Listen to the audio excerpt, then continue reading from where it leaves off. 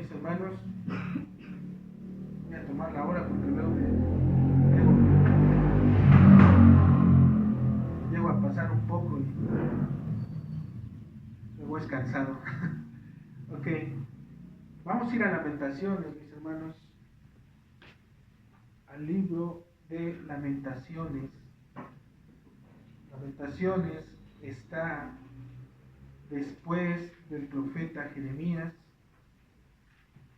después del profeta Isaías, Jeremías, y está el libro de Lamentaciones.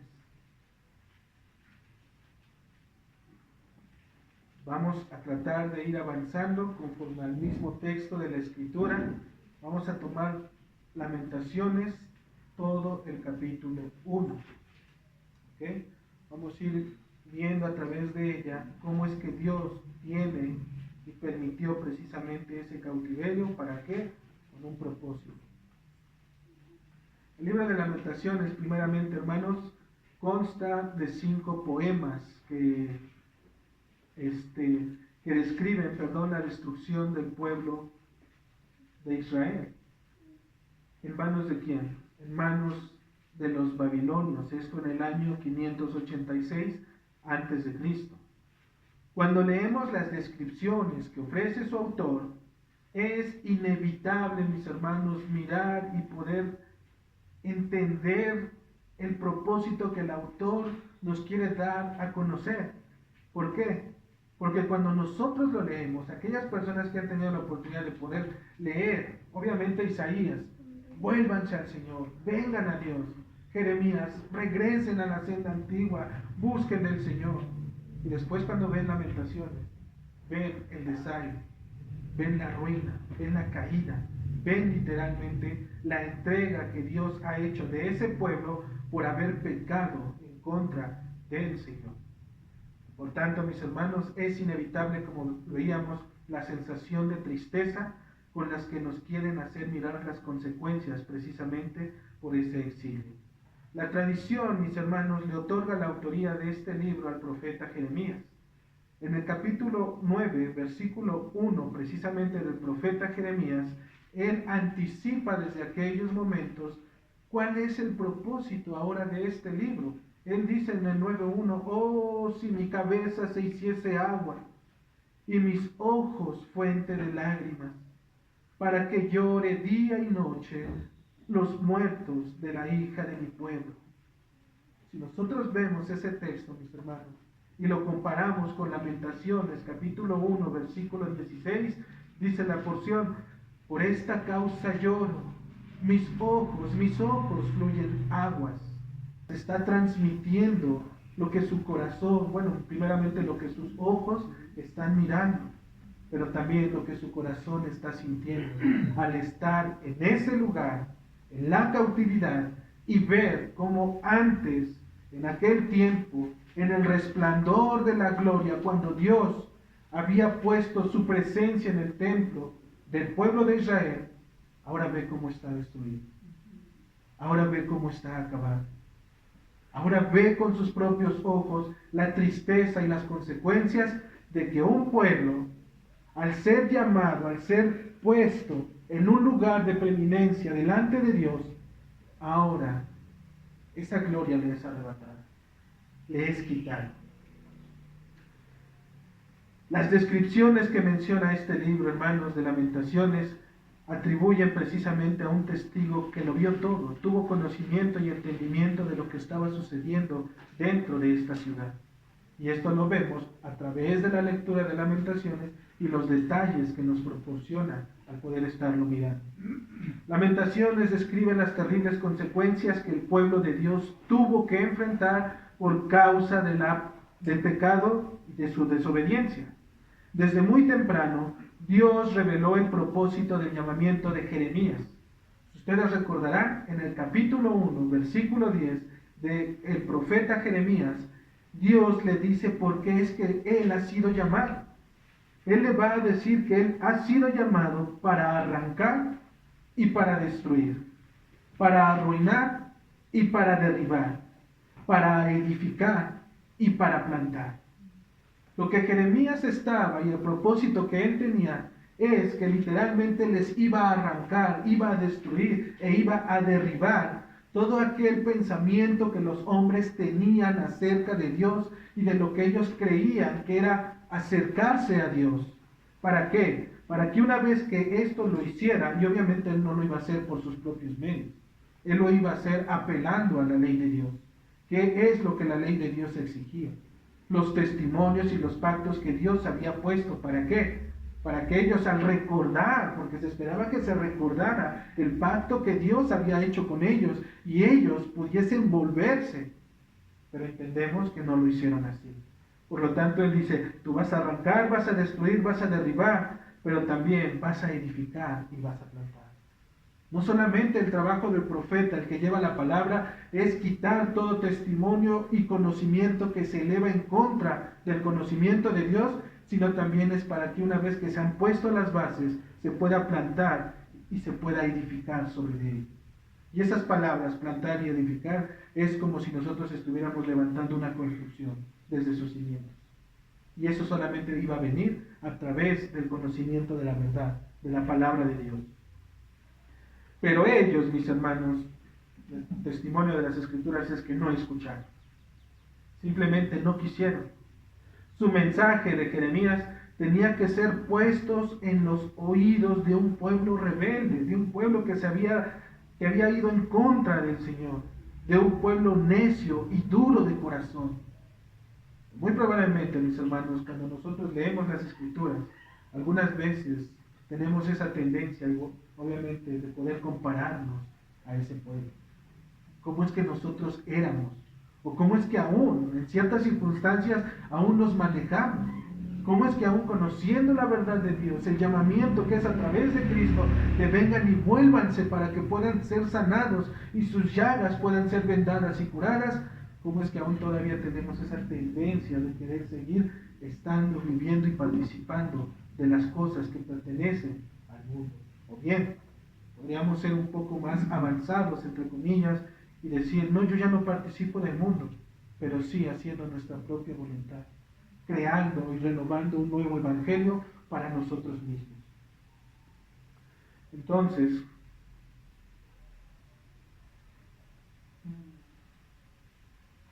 el mensaje tenía que ser puesto, hermanos, en sus oídos. Era un pueblo necio y duro de corazón.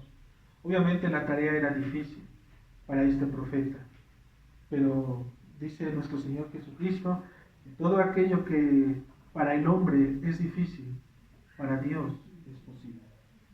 Y Jeremías, hermanos, simplemente era el instrumento. Simplemente era la voz. Permítanme tomar las palabras que se le dieron a Juan el Bautista. Simplemente era la voz que clamaba también en el desierto. Era un pueblo que no quería al Señor, que no buscaba de Él, que se había formado a su propio Dios. Su tarea no era solamente de Él, pero era Dios obrando a través de este varón. Él los iba a exhortar, les iba a llamar.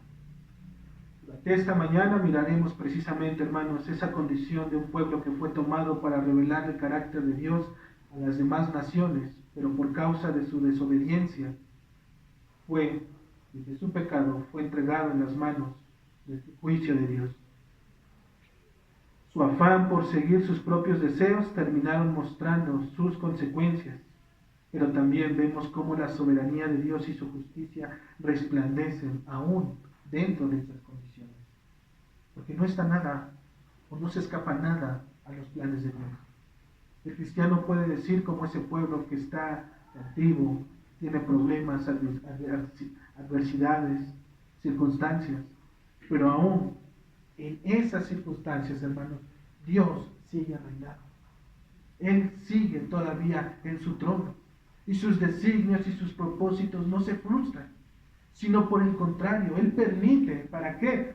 Para que después nosotros podamos simplemente adorar. Para que miremos la obra del Señor. Y mis hermanos, si ustedes han leído también alguna vez lo que es una plañidera, ¿saben lo que es una plañidera? En Jeremías 9:17 el Señor precisamente dice, vamos, llamen a aquellas mujeres plañideras, a las más hábiles que estén entre ustedes. Una persona, o que tenía el oficio de una persona que era una plañidera, simplemente era una persona que elevaba su voz y llevaba al pueblo para que al poder tener un poco de conocimiento de la persona, mayormente estaban entre aquellas personas que habían fallecido. Entonces ellos repetían y hacían querer mirar para poder llegar al corazón de los hombres, y los hombres fueran contristados para poder también ellos causar lloro, ¿sí? Para poder causar tristeza, para poder causar precisamente ese dolor por la alma que se había ido. Ese es el propósito de una planidad. Y mis hermanos, quisiera que viéramos esta enseñanza precisamente a través de los ojos de una mujer con este oficio. Porque realmente, hermanos, cuando Dios abandona a su pueblo, podrá aparentemente estar bien, podrá vivir, podrá tener, pero hermanos, Dios no está entre ellos. Dios no es su Dios. Podremos disfrutar temporalmente de algunos beneficios y algunas bendiciones, pero esa es una gracia común que Dios otorga para todo el mundo, ¿sí? Pero el conocimiento de Dios, hermanos, ese conocimiento que solamente viene de Dios, ese no puede ser quitado para el verdadero creyente. Eso es lo que nos hace vivir hacia nosotros, hermanos, como realmente el pueblo del Señor. Por lo tanto, mis hermanos, primera parte, la condición del pueblo de Dios dentro de su abandono. Podemos mirar el libro de Lamentaciones, en el capítulo 1, dice en la Escritura: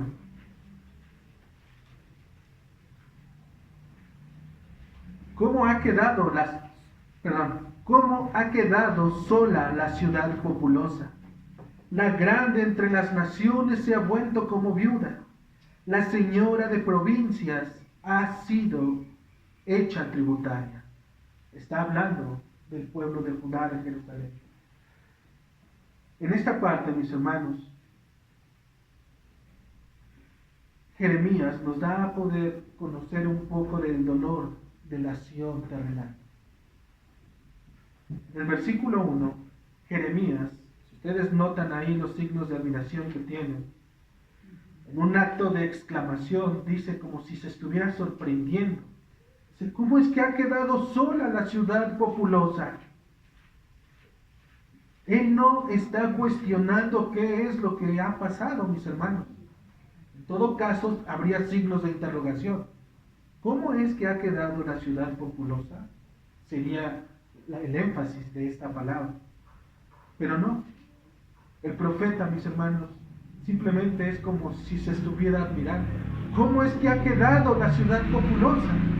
Aquella ciudad, cuando la gloria de Dios estaba en ella. Ahora miren, contemplen cómo está esta ciudad. Véanla. ¿Acaso no es digno de tristeza todas estas imágenes que ven? ¿Cómo están los niños? Porque aún nos describe que las propias madres se comían a los hijos por el hambre que había en ese lugar. Imagínense las condiciones de las cuales estaba Jeremías en ese momento viendo. Él no necesita cuestionar qué es lo que está pasando. ¿Por qué? Porque él ya lo sabe, mis hermanos. Él sabe que la consecuencia de abandonar a Dios por el pecado, que es el abandono de Dios de su pueblo. Él lo sabe y lo entiende. Él mismo fue un profeta entre ellos. Se los advirtió desde hace mucho tiempo. No es algo que para él le sorprenda, ¿sí? Simplemente él mira y dice: Dios no está aquí. Él se ha ido. Ha abandonado este pueblo. Miren sus condiciones. ¿A dónde quedaron sus sacrificios? ¿Dónde están sus vestiduras elegantes? ¿Dónde están los sacerdotes que intercedían delante del Señor? ¿Dónde están aquellos hombres que hablaban a la presencia de Dios y aparentemente Dios los escuchaba? Más adelante nos va a decir que esos sacerdotes estaban gimiendo. Estaban tristes, hermanos. Él lo conoce y él lo entiende, hermanos. Dice Jeremías 4:18, al ver estas condiciones, se puede decir estas palabras a este pueblo: Jerusalén, tu camino y tus obras te hicieron esto. Esta es tu maldad. Estos que tú ves, que tú estás viviendo, que tú estás contemplando, esto es lo que tú querías. Porque no quisiste vivir con el Señor.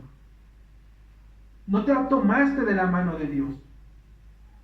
Tú estabas en una posición en la que Dios te había puesto, en donde no te hacía falta nada. Pero ¿qué dijiste? Yo voy tras mis propios caminos. Yo voy tras mis propios dioses. ¿Sí? Yo voy tras a aquellos amigos con los cuales, dice el profeta Jeremías, iba y se ponía debajo de todo árbol frondoso y ahí fornicaba. Esta, dice Jeremías, es tu maldad. Y si nosotros lo vemos, son las palabras de Dios diciéndolo. Esta es tu consecuencia por haber abandonado a tu Señor. Esto se trata del justo juicio de Dios sobre una nación pecadora, hermano. ¿Es justo? Por supuesto que es justo. No lo quisieron, lo desecharon.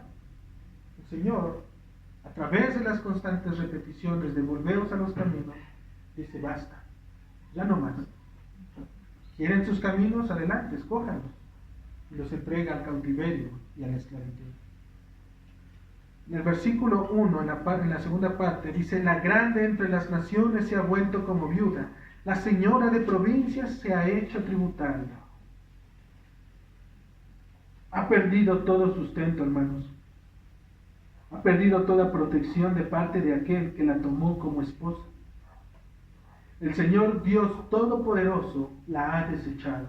¿Por qué decimos que la ha desechado? Porque dice: la grande entre las naciones se ha vuelto como viuda. Ella tenía un esposo. Ese pueblo tenía a alguien que le proveía tanto lo físico como lo espiritual, y mayormente lo espiritual. Pero dice: ahora eres como una viuda. Y si nosotros entendemos, cuando una viuda pasa a ser viuda, hay una falta, hay un sustento.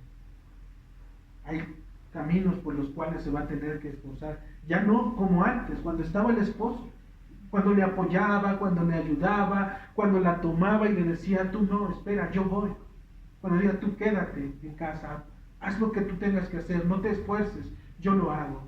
Hace falta comida, no te preocupes, yo voy y traeré comida, yo pondré sustento delante de la mesa. Hace falta arreglar esto, no te preocupes, yo lo arreglo, yo lo hago. Esa protección de este esposo se había ido de ellos, por cuanto ella misma había desechado a su creador. ¿Por qué? Porque dos males, dice la Escritura, ha hecho mi pueblo. Me dejaron a mí fuente de agua viva y cavaron para sí cisternas que no retienen el agua. Ellos mismos quisieron obrar a través de sus propias decisiones. Dos males ha hecho mi pueblo. Uno, me dejaron a mí. Si no quieres nada conmigo, adelante. Dice, y dos, cavaron para sí cisternas. Este pueblo buscó y trabajó sus propios medios para poder valerse por sí mismo. ¿Acaso no el esposo está obligado a suplir la necesidad de su amada? Pues ellos no lo consideraron así, hermanos, y por lo tanto se ocuparon simplemente en ellos mismos. No quisieron nada con el Señor. En el versículo 2 dice: amargamente llora en la noche y sus lágrimas están en sus mejillas. No tiene quien la consuele de todos sus amantes. Todos sus amigos le faltaron, se le volvieron enemigos. El lloro de esta mujer, mis hermanos, que está desconsolada, que es la imagen del pueblo de Dios, llega aún al caer en las noches. La mañana no le es suficiente para poder derramar sus lágrimas. Ha tenido todo el día para acordarse de las cosas en las cuales ella antes gozaba, pero cae la noche y aún sus lágrimas parecieran que no dejan de fluir sobre sus ojos. Sus ojos siguen y siguen derramando sus lágrimas. ¿Por qué? Su dolor es tan grande que no hay descanso para ella. Aquellos de quienes confiaba, con quien se iban, a quienes les extendía su mano, aquellos que por haber fornicado con ellos, ¿qué creen? La abandonaron. Ellos pensaban que eran sus amigos. Ellos querían ir detrás de ellos. ¿Qué decía el pueblo? El pueblo del Señor. El Señor los llamaba a santificarse y ellos decían: no, queremos ser como las demás naciones. Queremos trabajar por nuestras propias cosas. Aquellos pueblos a los cuales ellos se abrigaron, la abandonaron. Y esto nos enseña, mis hermanos, que no hay amistades confiables fuera del mundo. que las únicas amistades que nosotros debemos de tener y forjar y trabajar son las de la propia iglesia. Porque ellas, hermanos, tenemos o caminamos de la misma mano que cada uno. Delante de Dios todos somos pecadores. Nadie es más ni nadie es menos. Todos recibimos gracia por igual. ¿Sale? Todos hemos sido salvos por la fe. Debemos de abandonar ese mundo, sus costumbres, lo que el mundo quiere. En el versículo 3 dice: Judá ha ido en cautiverio a causa de la aflicción y de la dura servidumbre. Ella habitó entre las naciones y no halló descanso. Todos sus perseguidores la alcanzaron entre las estrechuras. La esclavitud bajo el yugo de Babilonia le serviría, ¿para qué? Para poder recordar lo que es servir a Dios y servir a los hombres. Porque simplemente de esa manera, hermanos, cuando ya estamos de aquel lado, cuando Dios ya entrega a las consecuencias del pecado, ahora es cuando decimos: ay, ¿será que Dios está de acuerdo con esto? Y realmente el tormento, hermanos, no es tanto en lo físico, es en la mente. Porque al haber estado en la presencia del Señor y conocer sus beneficios, sus bendiciones y lo que Dios nos da, y volver a participar de lo mismo para sufrir de lo mismo, solamente alguien que no ha entendido puede estar en ello. El versículo 4 dice: las calzadas de Sión tienen luto, porque no hay quien venga a las fiestas solemnes.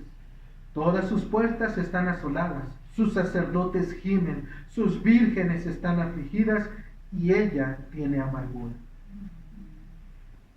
Las fiestas, mis hermanos, ¿recuerdan las fiestas del pueblo de Israel? Cada una de ellas se celebraba, mis hermanos, en los tiempos que Dios ponía. Y obviamente no podían faltar, debían de cumplirse. Y la fiesta no solamente es hoy en la tarde y al rato cada quien a su casa. Mis hermanos, eran días que ellos estaban y había un requisito para poder estar en esas fiestas. Él decía que con alegría de corazón deberían de estar alegres, contentos, ¿sí? Y para ello, ¿qué es lo que el Señor permitía?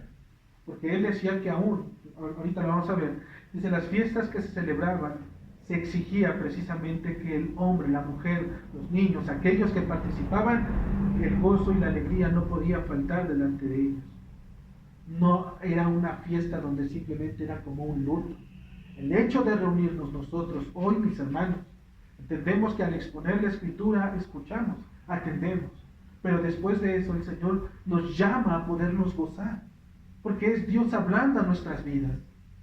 Si algo en el Señor caiga en tu corazón, dale gracias a Él, porque esa palabra fue puesta por Él, por la obra de su Espíritu, y no por el hombre.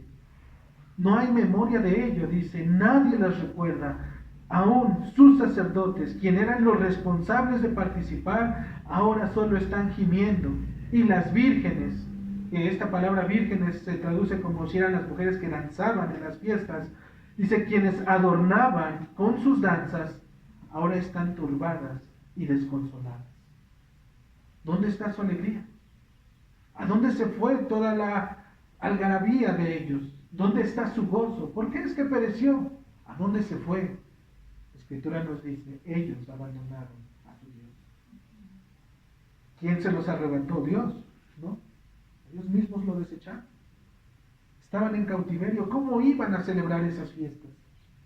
Al ver la situación, al ver la ciudad en ese momento destruida y conquistada por aquellos hombres, cuando el Señor les dijo, que no entrarían aquellas naciones, que no entrarían incircuncisos delante de aquellas puertas.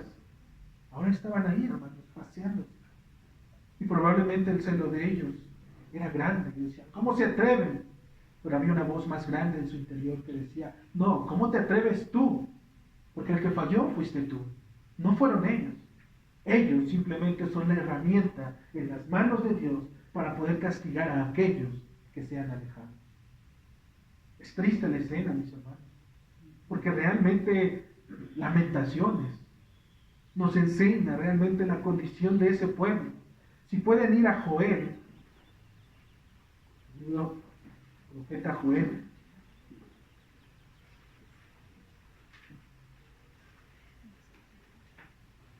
Joel está adelantito de Daniel, está adelantito de Oseas, y sigue enseguida Joel.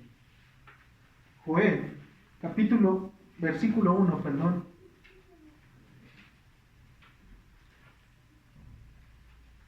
Capítulo 1, versículo 8. Para poder ampliar un poquito más la imagen, cuando dice en el 4, todas tus puertas están asoladas, tus sacerdotes gimen, sus vírgenes están afligidas y ellas tienen amargura.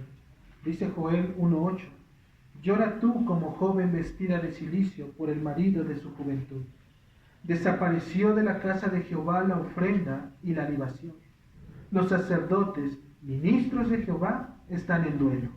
El campo está asolado. Se enlutó la tierra porque el trigo fue destruido. Se secó el mosto. Se perdió el aceite. Confundíos labradores. Gemid viñeros, por el trigo y la cebada, porque se perdió la mies del campo. La vid está seca y pereció la higuera.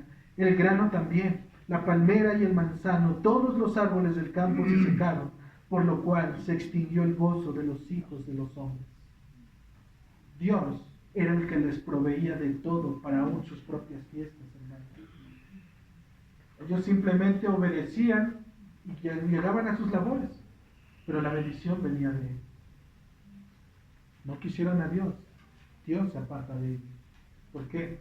Recuerden, ellos estaban bajo un pacto condicional, hermanos. Ellos estaban bajo un pacto en el cual Dios les dijo, si ustedes hacen y cumplen esto, yo hago y cumplo esto.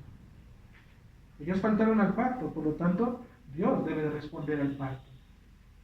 Pero tuvo aún misericordia y piedad de ellos, porque fueron años que los estuvo llamando.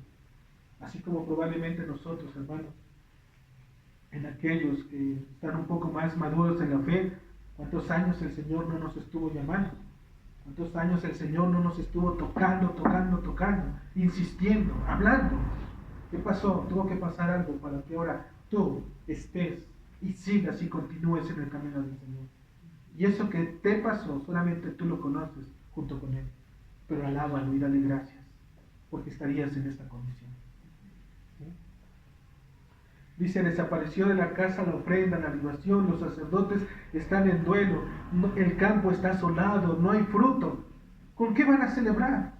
El Señor aún está ahí, dice, se secó el mosto, se pereció el aceite, confundidos los labradores, gemid viñeros por el trigo y la cebada. No hay nada que ofrecer, hermanos, no hay nada que comer. No hay Dios. Ahora sus enemigos están dentro de sus propios palacios, en el versículo 5. Sus enemigos de Lamentaciones, capítulo 1, versículo 5. Sus enemigos han sido hechos príncipes, sus aborrecedores fueron prosperados, porque Jehová afligió por la multitud de sus rebeliones, sus hijos fueron en cautividad delante del enemigo. Hermanos, lo que el texto nos está diciendo es que precisamente aquellos enemigos que el pueblo de Israel, de Jerusalén, tenía, ahora se paseaban dentro de sus propios palacios. Y aquellos que ellos despreciaban, ahora son prosperados delante de sus propias narices. Ahora la bendición ya no es para ellos. Pareciera que Dios cambió de papel. Los abandonó y dijo, ahora voy a escoger a estos. Ahora ellos les da, los enriquece. ¿Por qué? Pero miren, los enriquece precisamente a través de la riqueza que tenía su pueblo. Le quitó a ellos lo que ellos tenían, con lo que adoraban, con lo que era levantar realmente el culto en adoración al Señor, ahora se los da a estos hombres. ¿Por qué gritas a causa de tu quebrantamiento? Dice la Escritura. Por tus muchos pecados te he hecho esto. Y el castigo es del Señor. Ellos se alejaron, Él se aleja. ¿Sí? Él permite ahora las cosas. Algunas veces, mis hermanos, los hombres creen que sus infortunios se deben a cualquier acto fuera de ellos mismos. Es decir, me va mal porque todas las personas no conocen, no me entienden, no me comprenden, no saben qué es lo que necesito. Pero el texto nos señala que lo que le sucedió fue traído por el Señor mismo. Dice, porque Jehová lo afligió por la multitud de sus rebeliones. A él le plació. Asimismo, como a él le plació que nuestro Señor Jesucristo fuera molido, a él también le plació entregar un pueblo para ser avergonzado y humillado. Así le pareció bien. Dios puede traer aún el mal sobre los hombres por causa de sus propios propósitos. ¿Y quién es aquel que le dirá, ¿qué haces? ¿Por qué lo haces? ¿Que no ves que me lastimas? ¿Que no ves que me hieres? Hermanos, Dios no mira nuestros sentimientos. Dios no mira cómo nos sentimos. Dios mira la posición de nuestro corazón. Nosotros le podemos amar y decir que le amamos, pero Él va más adentro. Él mira realmente la intención de ese amor que nosotros tenemos. ¿Sí? En el versículo 6 dice, desapareció de la hija de Sión toda su hermosura. Sus príncipes fueron como siervos que no hallan pasto, y anduvieron sin fuerzas delante del perseguidor. Aquel que es la hermosura de su pueblo, quien lo toma y lo perfecciona delante de las naciones, se ha marchado, mis hermanos. Dice Isaías en capítulo 3, versículo 24, en lugar de perfumes aromáticos, que era el aroma del pueblo santo al Señor, ahora lo único que hay, dice, es hediondez. Sus obras le hicieron esto. Las glorias primeras vienen a la mente de los hombres. ¿Por qué, mis hermanos? En el versículo 7 dice, Jerusalén, cuando cayó su pueblo en mano del enemigo y no hubo quien le ayudase, se acordó de los días de su aflicción y de sus rebeliones y de todas las cosas agradables que tuvo desde los tiempos antiguos. La miraron los enemigos y se burlaron de su caída. Esas glorias primeras, mis hermanos, ahora vienen a la mente de los hombres, cuando el Señor les ha entregado en cautiverio. Ahora se acuerdan de lo que el Señor les estaba haciendo, cómo los llamaron. Ahora recuerdan las constantes llamadas de atención, las recurrentes veces de su visitación, cuando el Señor tuvo misericordia y extendía su mano para no ejercer juicio sobre ellos. Ahora ellos, hermanos, lo único que tienen son recuerdos. Están en ese lugar desolados, tristes, abatidos, cautivos, pero ellos quieren o se sienten vivos solamente por los recuerdos. Ellos creen que el estar recordando simplemente las glorias pasadas, ellos siguen siendo y siguen perteneciendo al pueblo del Señor. Se acuerdan de lo que antes eran, se pueden acordar de los pactos, de las veces que Dios bendijo, de las veces en las cuales Dios proveía para poder celebrar las fiestas. Pero hermanos, solamente son recuerdos. Ahí se quedaron nada más. Lo importante sería que ellos siguieran viviendo en esa comunión con el Señor. Que no solamente ayer, sino también hoy y los días que vienen. Pero ellos solamente tienen recuerdos. ¿De qué nos sirven los recuerdos? ¿De qué nos sirve saber que en algún día yo antes estaba entregada a las cosas del Señor? Sí, hermano, está bien, perfecto, pero hoy, es hoy, porque el Señor no te va a salvar por lo que antes hiciste, es por lo que estás viviendo hoy. ¿A dónde está tu corazón? ¿A dónde va a ir tu corazón mañana? ¿Dónde están tus pensamientos? ¿En dónde es que vas a estar? Te ves buscando del Señor, participando de su obra, metiéndote a las Escrituras, deseando más conocer la palabra de Dios, anhelando cada vez meterte más a sus misterios, poder encontrar lo que Dios ha revelado en su palabra, poder estudiarlo y que tu corazón sea avivado para poder mirar a Cristo como tu suficiente Salvador y llevarte a humillarte cada vez más a Dios. Si es así, hermano, estás viviendo en el hoy como Dios quiere. Pero si solamente estás viviendo de recuerdos, mañana, con calma. Pasado mañana ya voy a empezar mi lectura. Ahora sí, este año, el año que viene, es más, desde Génesis, desde antes de las 12 de la noche de diciembre voy a empezar a leer. Para que empezando el año, así amanezca yo, leyendo todos los días. Solo son recuerdos, hermanos. Y ellos vivían de esos recuerdos. Hay gente que está entregada a sus recuerdos. Tú los ves de 70, 80, 90 años, ¿y qué te platican? Yo antes, cuando era joven, cuando era niño, yo hacía esto, yo hacía lo otro. Sí, abuelo, está bien, está perfecto. Tuviste un tiempo como cada uno de nosotros, pero abuelo, o tío, señor, como lo conozca, pero ¿qué va a pasar con usted hoy? Porque hoy es hoy en donde el Señor está mirando. ¿Dónde está su corazón? Los recuerdos, hermanos, solo son eso, recuerdos. Los versículos 8 al 11, hermanos, dice la Escritura: pecado cometió Jerusalén, por lo cual ella ha salido removida. Todos los que la honraban la han menospreciado, porque vieron su vergüenza. Y ella suspira y se vuelve atrás. Su inmundicia está en sus faldas, y no se acordó de su fin. Por tanto, ella ha descendido sorprendentemente, y no tiene quien la consuele. Mira, oh Jehová, mi aflicción, porque el enemigo se ha engrandecido. Extendió su mano el enemigo a todas sus cosas preciosas. Ella ha visto entrar en su santuario a las naciones de las cuales mandaste que no entrasen en tu congregación. Todo su pueblo buscó su pan suspirando. Dieron por la comida todas sus cosas preciosas para entretener la vida. Mira, oh Jehová, y ve que estoy abatido. En estos versículos, mis hermanos, del 8 al 11, el pecado por abandonar los caminos del Señor, nosotros miramos que no es nada agradable. Le otorga poder al burlador sobre nuestros propios caminos para avergonzarnos y retirarnos lentamente para sufrir la pena. ¿Por qué les digo esto, hermanos? Dice, todos los que la honraban la han menospreciado,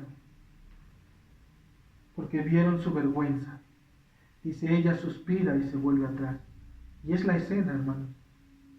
Es cuando alguien decía estar firme en el Señor, que probablemente podría decir, yo soy de Dios.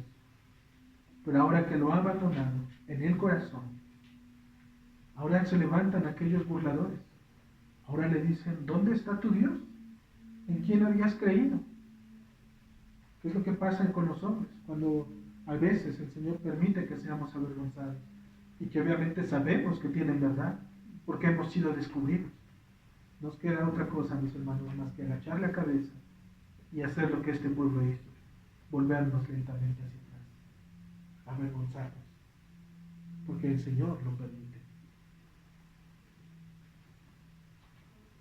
Nos priva de entendimiento para aceptar nuestra condición y aquello que antes llegamos a aborrecer por causa de la verdad de Dios. Ahora, dice la Escritura en el versículo 10, ahora el enemigo ha extendido su mano a todas las cosas preciosas.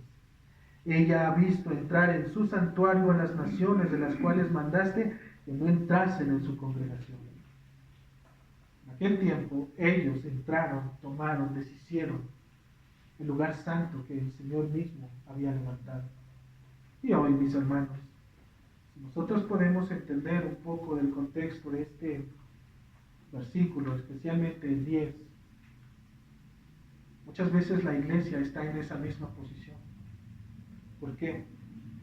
Porque el enemigo extiende su mano a las cosas preciosas que Dios ha dejado en su iglesia. Que es lo hermoso que Dios ha dejado dentro de su propia iglesia, su palabra primeramente, la santificación de cada uno de los miembros, su ley, su evangelio, su adoración, su alabanza. Pero dice el texto, sus enemigos extendieron sus manos a las cosas preciosas. ¿Y de qué manera se hace visible esto?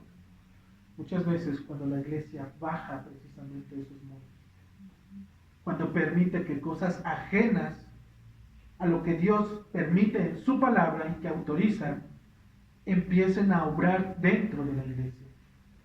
Ahora traemos nuevos pensamientos, vamos a poner, no lo digo obviamente en la iglesia aquí hablando de esta, pero aquella iglesia que se cree iglesia, pero que ha permitido que el pensamiento humanista y filosófico del hombre invada los mismos púlpitos de las congregaciones. Ahora se necesitan actividades para poder levantar el ánimo de los hombres. Ya no es suficiente la palabra. La palabra ya no es necesaria. Ahora tenemos que esforzarnos por hacerlos sentir parte de la iglesia de Dios. Para que vengan y estén aquí con nosotros. Cuando lo que el Señor dice solamente es su palabra.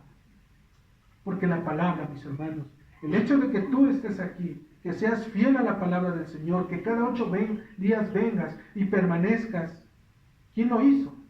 No lo hicieron las actividades. No lo hicieron las reuniones semanales con los hermanos para poder participar en actividades nuevas y demás. ¿Sabes qué lo hizo? La pura, bendita palabra de Dios. El entendimiento de saber que somos llamados a salir de aquella nación pecaminosa. Es lo que ha hecho Dios. Dice, ella ha visto entrar en su santuario a las naciones, de las cuales mandaste que no entrasen en tu congregación. Es por eso, mis hermanos, y probablemente más tarde lo veamos, cuando estemos viendo lo de el entendimiento de la disciplina bíblica, en el estudio de la tarde, el Señor nos manda precisamente a cerrar la puerta de primera instancia. ¿Sí? ¿Por qué? Porque una vez que nosotros, cuando ellos quieren tocar para ser admitidos, les abrimos, pero les decimos, espérame aquí, todavía no puedes pasar. Hay una serie de ordenanzas, hay una serie de establecimientos de la misma iglesia. ¿Para qué? Para que el hombre se arrepienta y diga, no, es bien difícil estar con ustedes, ¿para qué voy? No, hermano, es para preservar la pureza y la santidad del cuerpo de Cristo. Es para que el pueblo de Dios realmente pueda entender que ha sido llamado para poderse santificar. No ha sido llamado solo para conocer de Dios y quedarse ahí. Es para santificarse, para crecer más en el Señor, para buscar más de Él. Entonces, hermanos, lo que antes sabíamos que era incorrecto, ahora lo aceptamos. Hablando del pueblo del Señor, de Israel, de Jerusalén. Lo que antes ellos sabían que era incorrecto, antes de abandonarnos el Señor, ahora lo aceptaban y vivían con ellos, creyendo que de esa manera era la correcta de poder adorar a nuestro Señor. El pueblo, abandonado el sustento que le era otorgado, lo más estimado para los hombres, el medio por el cual podían ser sustentados, ahora ellos buscaban inclusive las propias migajas de lo que podían encontrar. Cuando antes había abundancia, ahora se conforman con las migajas. Hermanos, esto nos debe de llevar a pensar, ¿dónde es que nosotros queremos estar? ¿Dónde es que nosotros queremos ser instruidos?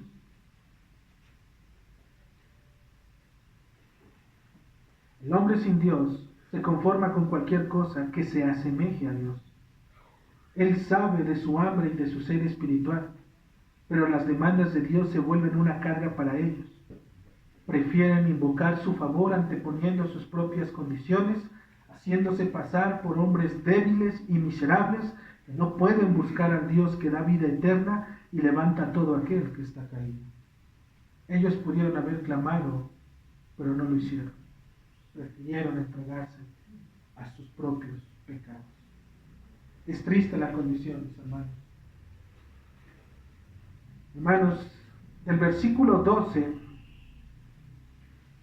al versículo 17, vamos a ver ahora cómo el profeta va a empezar a llamarnos a reconocer y a mirar y considerar la situación que está describiendo.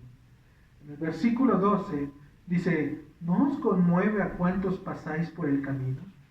Mirad y ved si hay dolor como mi dolor que me ha venido, porque Jehová me ha angustiado en el día de su ardiente furor. Ahora viene la autocompasión, mis hermanos. Es como si el profeta nos estuviera llamando a decir, miren, consideren lo que ha pasado y ahora vean la circunstancia. ¿Para qué? Para podernos identificar con aquel pueblo que se rebeló.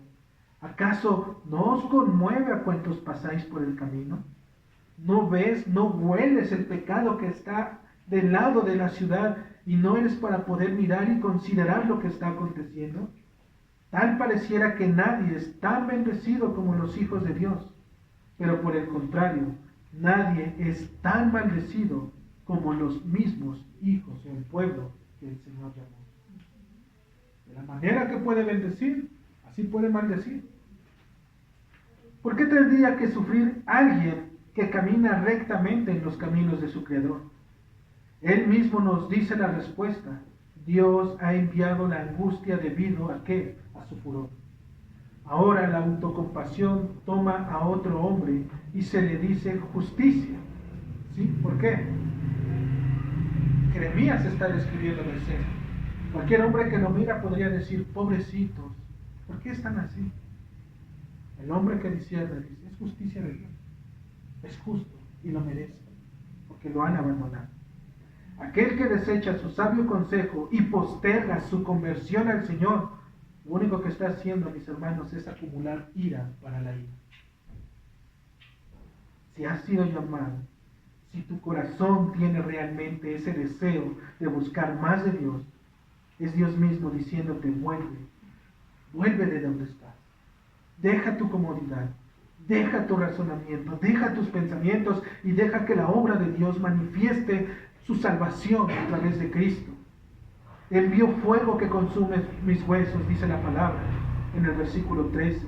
En el versículo 14, el yugo de mis rebeliones ha sido atado por su mano. En el versículo 15, el Señor ha hollado a todos mis enemigos fuertes en medio de mí.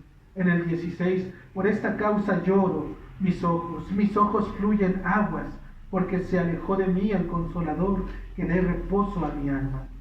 17, Sión extendió las manos, Sión extendió sus manos, o tiene quien la consuele. El Señor, mis hermanos, ha retirado a aquel que puede traer el consuelo. Aquel hermoso espíritu que trae paz a los corazones atribulados, aquel que puede permitirnos pasar la tempestad bajo sus alas, aquel en quien nuestros padecimientos se vuelven bálsamos para nuestras almas, aquel que convierte las burlas en alegría y en baile para cada uno de sus hijos, quien nos prepara delante del Señor para ser aroma agradable, quien constantemente trae a nuestras mentes las bendiciones de ser parte del pueblo de Dios, aquel que nos presenta como sacrificio vivo delante del Creador, aquel que imputa justicia a nuestras vidas mediante la obra de Cristo, aquel que nos revela al Hijo para encontrar el descanso eterno, aquel que trae el reposo a nuestra alma. Él y solo Él, mis hermanos, es quien puede traer el consuelo dentro del cautiverio. Él es el único que puede hacernos mirar a Cristo en la posición que nosotros estemos. Aun cuando no tengamos nada, mis hermanos, cuando estemos desamparados y deshechos, si tenemos a Dios, hermanos, como siempre les digo, lo tenemos todo y es suficiente. Él aún alimentará nuestros cuerpos con su palabra, porque no toda, se me fue el texto.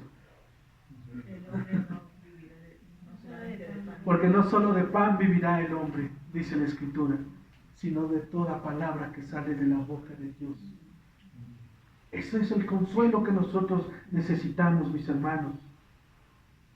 Al mirar nuestro cautiverio, hermanos, no debemos de estar mirando nuestra situación, nuestro padecimiento, sino que debemos de estar mirando a Cristo y su obra. Cuando David fue atacado por aquel hombre Simei que le arrojaba piedras y lo maldecía, en aquel momento los hombres le dicen, Señor, ¿quieres que vayamos y le hagamos justicia a este hombre? ¿Sabes dónde tenía sus ojos David? Los tenía mirando a su Señor y los propósitos por los cuales Dios le había permitido. Porque dijo, no, déjalo. No sabemos si esto viene del Señor. A Él le ha placido que yo esté en esta posición. Me he de avergonzar, me he de entristecer, me he de tirar al llanto por mi condición. He de alabar a Dios aún en mi postrer estado. Cuando no hay nadie, cuando no está nadie conmigo, el Señor es suficiente para mí. Toda adversidad, mis hermanos, cualquiera que sea, cualquier problema, cualquier chisme, cualquiera que se levante en contra de nuestras vidas y nos quite la paz, Si tus pensamientos están en ello, hermano, no vas a avanzar. Te vas a quedar ahí, viviendo como este pueblo, de recuerdos, de glorias pasadas. Pero el Señor nos dice, mira a Dios, mira a Cristo en este caso, la cruz, su redención. 3. La justicia de Dios y la aflicción, mis hermanos. Bien haría todo hombre, mis hermanos, que ha sido llamado y que vive desordenadamente, en este caso un hombre que es llamado, pero que vive desordenadamente, en pronunciar estas palabras que nos permite mirar la Escritura en el versículo 18. Dice, Jehová es justo, yo contra su palabra me rebelé. Es reconocer por qué es que estamos así. Y bien haría la persona en pronunciar esas palabras. El Señor es justo, lo que Él ha hecho es perfecto y la condición en la que estoy es correcta porque a Él le plació. En cuanto a mí, yo me rebelé al Señor. Si esto hiciera un corazón que le busca, pero que permanece en Él, Dios respondería, mis hermanos, en su voluntad y de manera, podríamos pensar, inmediata. Pues el Señor no desprecia un corazón contrito y humillado. ¿Y por qué no lo desprecia? Porque un corazón contrito y humillado, hermanos, quiere decir un corazón que está deshecho, acabado, derrumbado, pulverizado, que ya no hay nada de vida en ese corazón. Y ese corazón se refiere al hombre viejo que antes éramos. Y cuando un hombre deja de vivir conforme a lo que él era antes, Dios no desprecia ese corazón. Lo toma. Y por medio de la profecía, por medio de la palabra, por medio de la ley, por medio del conocimiento de Cristo, lo levanta y lo reconstruye. Lo hace un nuevo corazón para que ande en sus caminos, para que ande conforme a la palabra de Dios. El favor de Dios al reconocer sus juicios dentro de nuestro cautiverio se debe a la obra del Espíritu Santo en nuestras mentes y obviamente en nuestras almas, las cuales fueron preparadas para poder encontrarlo dentro de su propia palabra. Esto, mis hermanos, no es más que la soberanía de Dios obrando para sus propios intereses. Cuando nosotros nos permitimos dejarlo ver a través de los ojos de Dios. Por otro lado, reconocer el pecado y sobre todo reconocer contra quien hemos pecado es de igual forma obra de Dios. Por lo tanto, el pueblo gime y dice, oíd ahora, pueblos todos, y ved mi dolor. Está en el versículo 18. Ved mi dolor. Su confesión comienza hacia el Señor y se manifiesta en forma de arrepentimiento, pero no solo quiere ser visto por Dios, sino que busca el testimonio de aquellos que una vez vieron su miseria. ¿Para qué?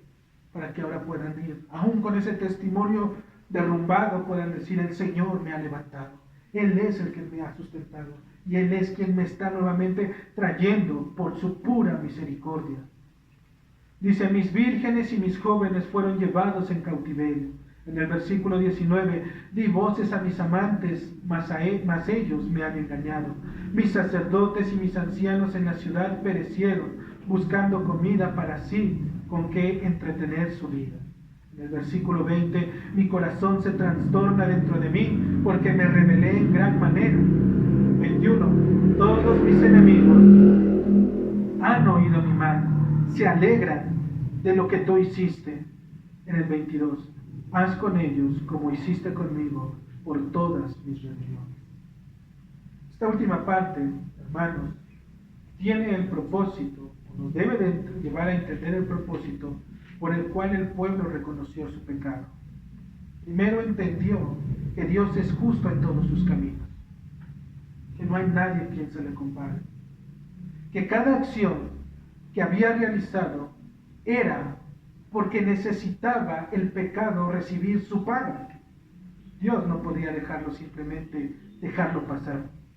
El pacto bajo el cual se encontraban ellos, el pueblo de Dios, demandaba justicia por su incumplimiento.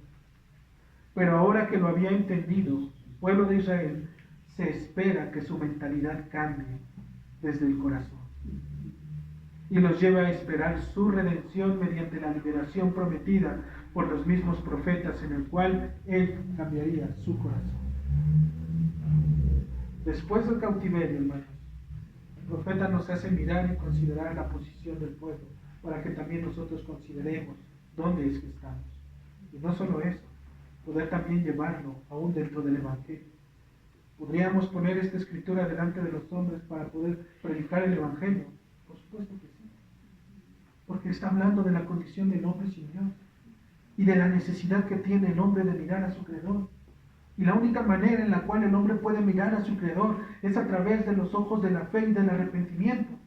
Sin ello, mis hermanos, todo intento de acercarse a Dios es vano.